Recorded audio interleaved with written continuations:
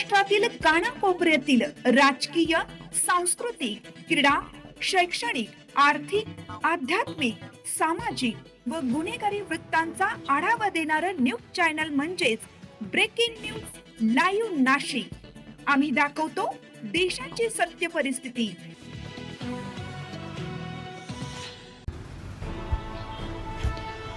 प्रभाग क्रमांक 8 मधील मनपा शाळा क्रमांक 18 येथे पहिलीच्या विद्यार्थ्यांची पटसंख्या अभियानाची सुरुवात संपन्न।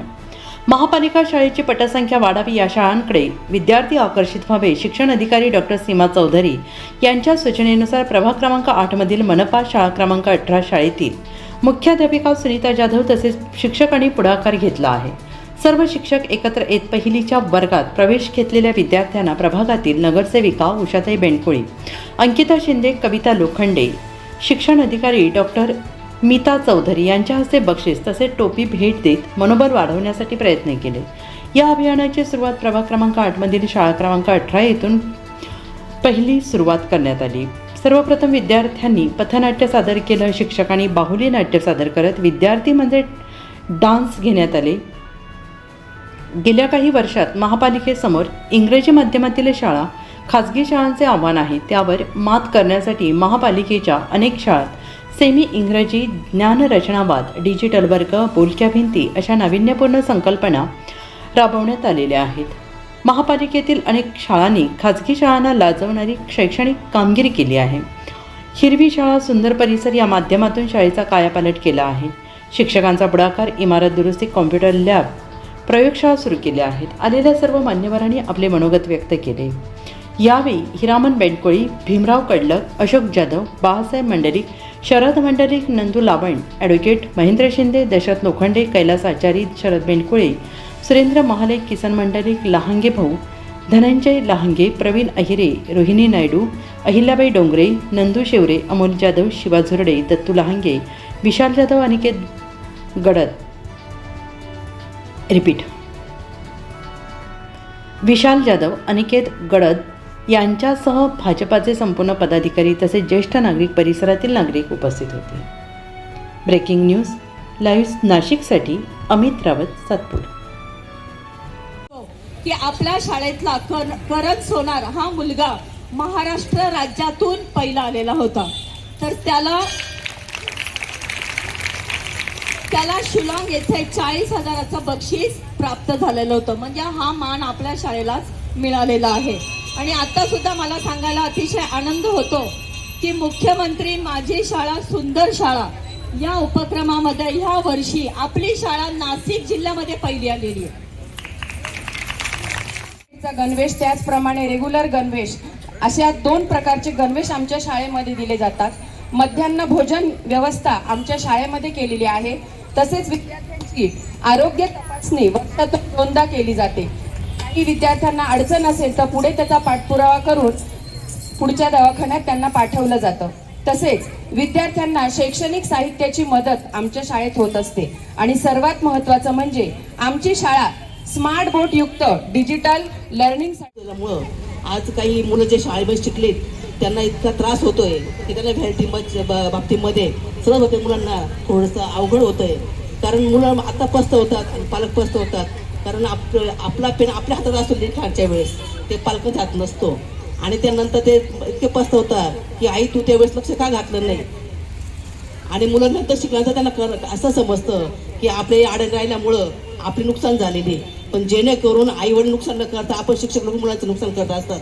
पण आपल्या शाळेत तसं होणार नाही अशी मला गॅरंटी आहे। कारण आज आपण जगभरारी आपण घेतलेली आहे, कारण आपल्या मुलांना इतकं अतिशय चांगलं मार्गदर्शन तुम्ही करत आहात।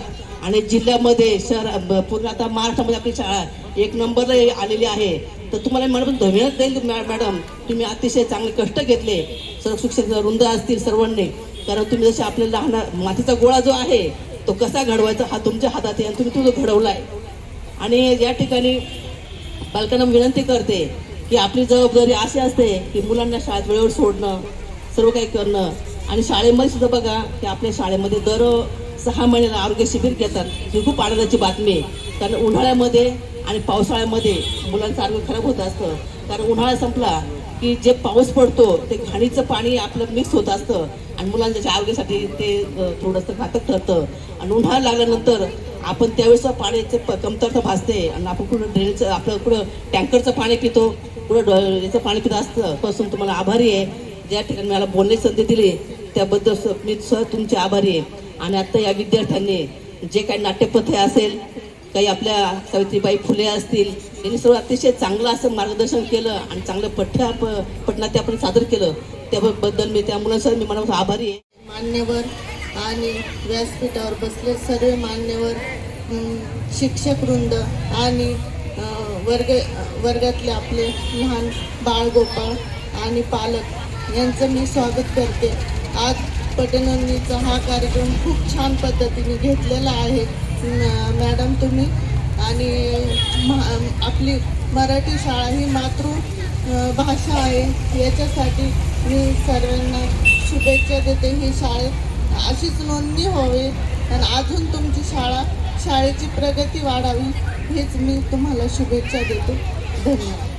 आनंदवली गावात आज आपण मनपा शाळा क्रमांक 18 याच्या पटनोंदणी कार्यक्रमानिमित्त आपण येथे जमलेलो आहोत. येथे उपस्थित असलेले सर्व मान्यवर, पदाधिकारी, शिक्षण अधिकारी, त्याचबरोबर आपले मुख्याध्यापक, शिक्षकवृंद, या सगळ्या, त्याचबरोबर सगळे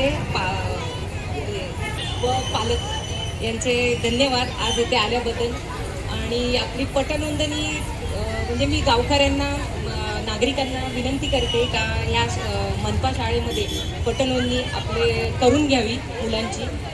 आज आम्हाला इथे बोलवलं, या कार्यक्रमात सहभागी केलं, त्याबद्दल सगळ्यांचे धन्यवाद. मी पहिल्या प्रथम दरिताई त्या आणि आपल्या शिक्षकांना खूप मनापासून धन्यवाद देतो. कारण बोलायला खूप वेळ लागेल, पण वेळ कमी असल्यामुळे मी थोडक्यात बोलतो. मॅडम, मी बघतोय या ज्या शिक्षिका आहेत आणि आमचा पण त्यांना खूप पाठिंबा आहे आणि त्याच्यामुळे हे नाव मॉडर्न स्कूल. आणि आज आपण या शाळेमध्ये आपल्या परिसरातल्या विद्यार्थ्यांनी प्रवेश द्यावा आणि त्याचं तुम्ही प्रात्यक्षिक करून दाखवलं आणि आपल्याला भरपूर प्रवेश मिळणार आहे. तुम्हाला एखाद्या वेळेस नाही म्हणावं लागेल, एवढं लक्षात ठेवा. पण त्याच्यासाठी आता उषाताईंनी सीमाताईच्या बाबतीत 4.5 कोटी रुपये आपल्या शाळेसाठी मंजूर केले, फक्त ऑर्डर येण्याची बाकी आहे. तर बघा, अशा पद्धतीने या गोष्टी घडताय आणि तुमचं एक कौतुक करावंशी वाटतं का तुम्ही मनापासून सगळ्यांना बोलवताय आणि खूप चांगला कार्यक्रम करून घेताय. आम्हाला इतका आनंद वाटतो. जरच शाळेचा कार्यक्रम असला तर आपण टाळत नाही. तर मी सर्वांना विनंती करतो अशोकराव, तर सर्वांनी आपल्या मुलांना या शाळेमध्ये प्रवेश घ्यायला लावावा. मुख्याध्यापक, शिक्षक आणि ही सर्व शाळा ज्यांच्यामुळे उभी आहे ते असे सर्व विद्यार्थी आणि सर्व पालक यांचं आज या पटनोंदणी अभियानाच्या निमित्ताने मी इथे स्वागत करते. शिक्षण विभागामार्फत मार्क काढणाऱ्याची खात्री आहे, पण त्याच्यासाठी सर्वांना थोडी मेहनत घ्यावी लागते. म्हणून मी कार्यालयात बसूनच फक्त पटनोंदणी अभियानाचं नियोजन केलं आणि मी फक्त वेळापत्रक बनवून खाली टाकलं की आपल्याला असं पटनोंदणी अभियान राबवायचं आहे. तारखा दिल्या, शिक्षकांची नावं दिली आणि हे तुम्ही करायचं आहे. पण जेव्हापासून पटनोंदणी अभियान सुरू झालं आहे, आमचे सर्व शिक्षक इतक्या सुंदर पद्धतीने हे अभियान राबवत आहे की महानगरपालिका शाळांमध्ये सुरू असलेले सर्व उपक्रम हे सर्वांपर्यंत एकदम चांगल्या पद्धतीने पोहोचत आहे. आता विशेषतः आनंदवल्ली शाळेचं जर बोलायचं झालं तर ही शाळा अशी आहे की जिथे शिक्षक आणि पालक यांचा खूप चांगला समन्वय आहे, जो क्वचित इतर ठिकाणी दिसून येतो आपल्याला.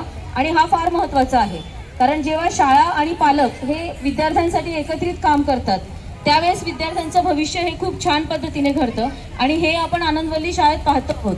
म्हणजे महानगरपालिकेचे आमचे उपक्रम चालू आहे, त्याबरोबरच आनंदवल्ली शाळेचे स्वतःचे असे वेगळे उपक्रम सुद्धा चालू आहे. म्हणजे विद्यार्थ्यांचा सर्वांगीण विकास होण्यासाठी खूप छान पद्धतीने आपल्या शाळेमध्ये काम चालू आहे. मला अनुभव सांगायला आवडेल. म्हणजे सरांनी म्हटलं की आज मी इकडे आली, तर तसं काही नाही सर, मी शाळेमध्ये बऱ्याच वेळा येऊन गेले.